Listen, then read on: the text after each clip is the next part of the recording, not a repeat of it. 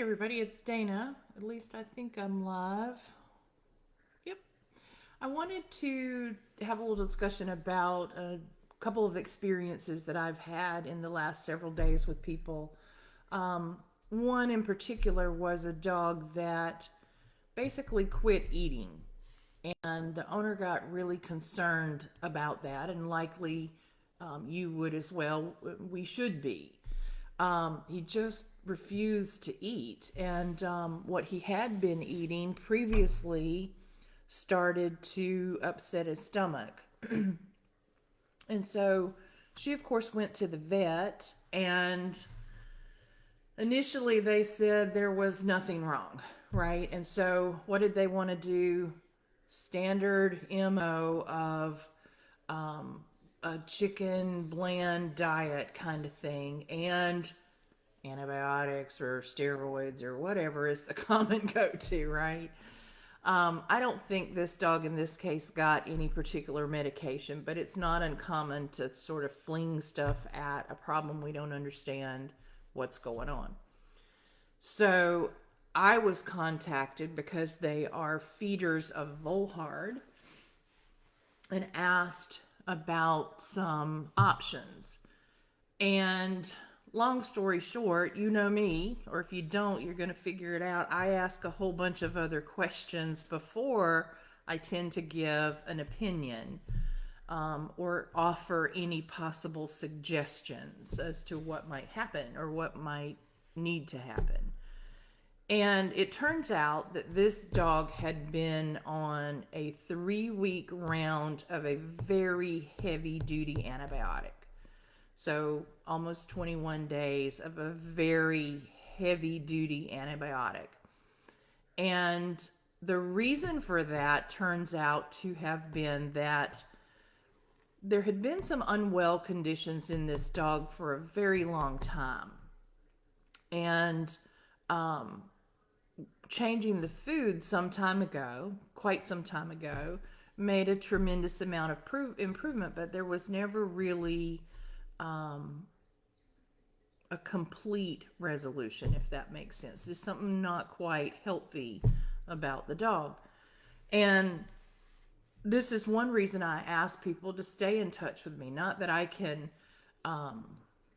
make a diagnosis or a treatment plan, but I can certainly maybe question things or send you to question things that might come up with answers. But it was determined that this dog had MRSA. And so he was given this very heavy duty round of antibiotics. And friends, I'll tell you that there are alternatives, right? There are alternatives to these heavy duty antibiotics, even when we find ourselves in sort of a panic.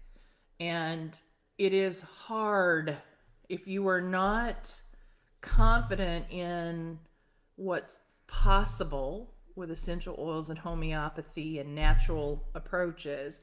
It is hard to trust that they will work when you hear some of these difficult or complex diagnoses, right? So I get it, I understand. But the theory then became his gut health was completely jacked up, completely derailed. And every time he ate, it made him sick. He was hungry, but if he ate, it made him sick for a few days. And then he just said, I'm not eating because everything I eat isn't going well. So it was suggested to do chicken and rice. You saw the vet say it, and you saw every dog mama on her post suggest it. Try chicken and rice, try chicken and rice, try chicken and rice. And I don't do that, right? And there's a couple of reasons why I don't do that, even when my dogs are sick and we're desperate to try and find something for them to eat. The reasons being is that I've told you in the past that chicken is an inflammatory food. So if your dog's gut is already inflamed, if it's already on fire, unhappy, we don't need to throw fuel on that fire, right?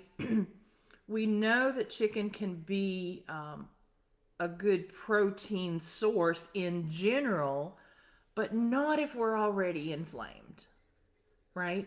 And so this is part of looking at the bigger piece of the puzzle, not just my dog's not eating. We have to make some assessments as to why the dog is not eating. And it's because his gut health is destroyed. 21 days of this heavy duty antibiotic killed off all bacteria, right? And the gut was just really unhappy. So how do we ease our way back into restoration? And I'll share with you my thoughts on that in a second. So no chicken, because we're already on fire. You can look at ground beef, ground turkey, ground pork, things of that nature. In this case, I would cook them. I would do a light cook and take the fats away for a few days only. But I wouldn't start with a raw diet in that scenario. Why not rice?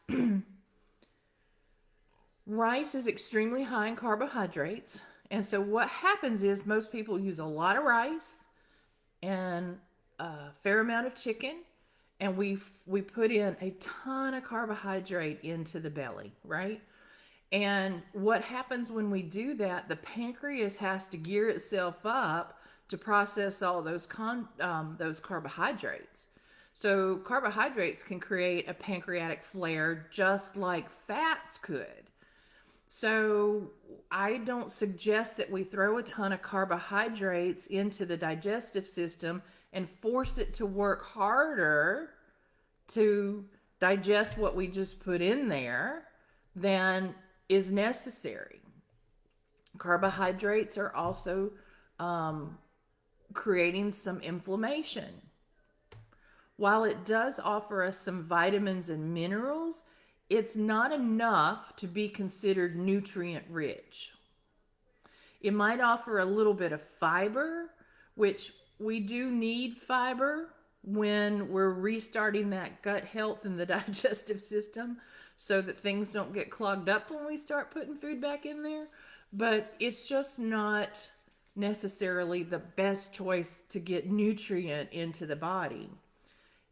That same carbohydrate, carbohydrate that's going in can also create a spike in the glycemic index, meaning yet again, the pancreas is working harder to control the sugar intake, right? So what do I use? Well, my dogs, if they were to quit eating, and you may recall back in the summer that Howie got a little fussy about his foods.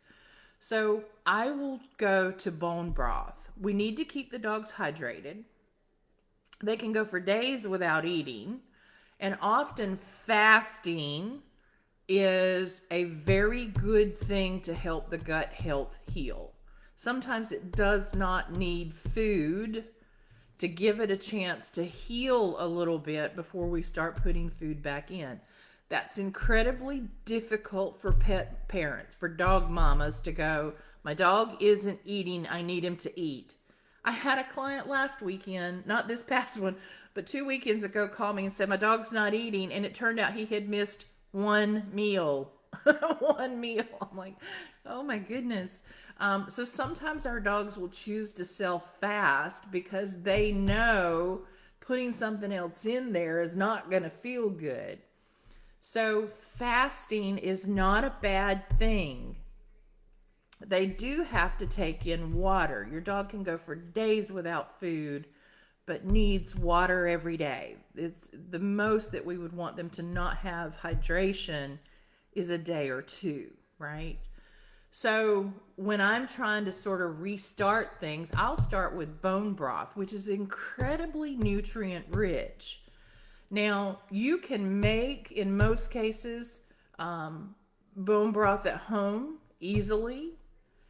There are some that you might be able to purchase, but you do not want stock. You don't want like chicken stock or beef stock, where it's just the water left from cooking the protein source.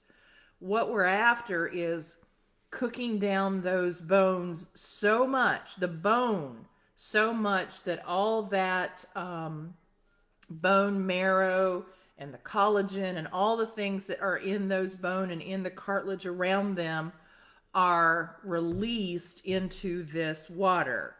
We also add things like, and this is where you might not get the right ingredients in a store-bought bone broth, but we add things like fresh ground ginger, which soothes the gut, soothes the bowel, helps with resolution to digestive upset.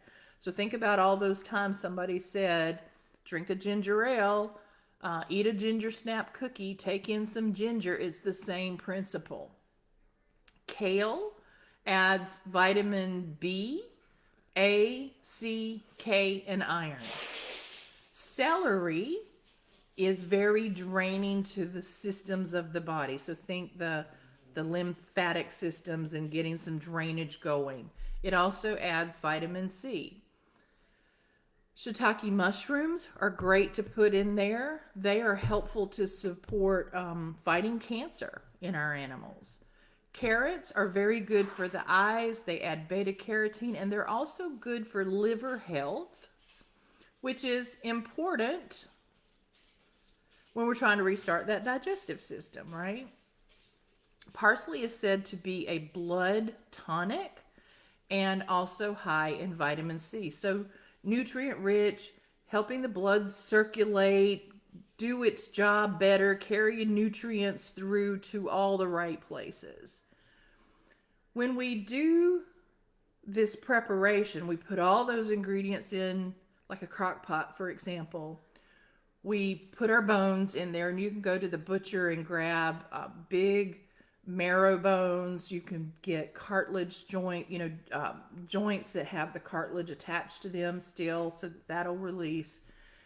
And you put all that in a pot with a couple of inches of water, and you're going to let it cook down for about 24 hours.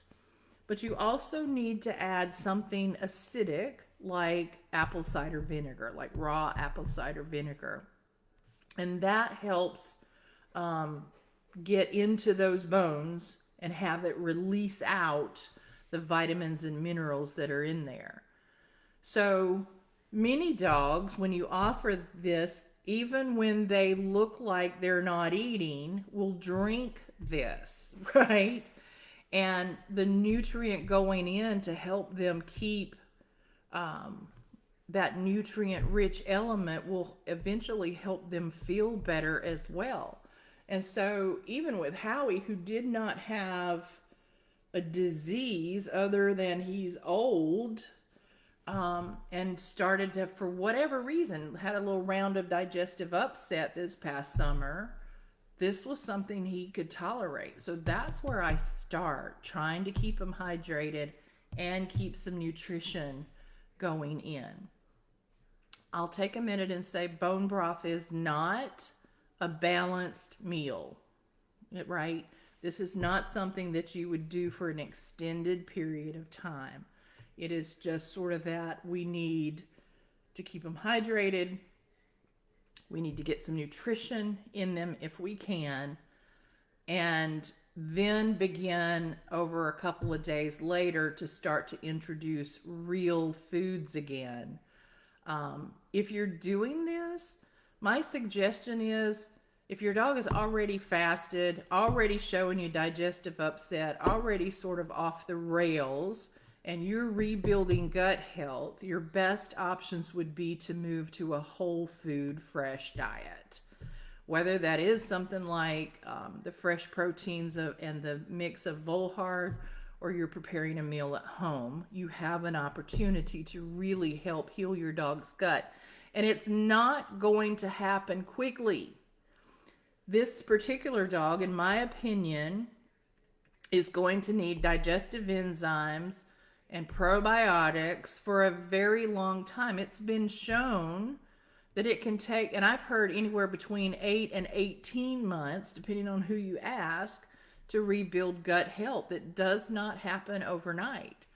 So digestive enzymes, probiotic, prebiotic foods, all of those things are going to be really important to help this gut heal and become healthy again.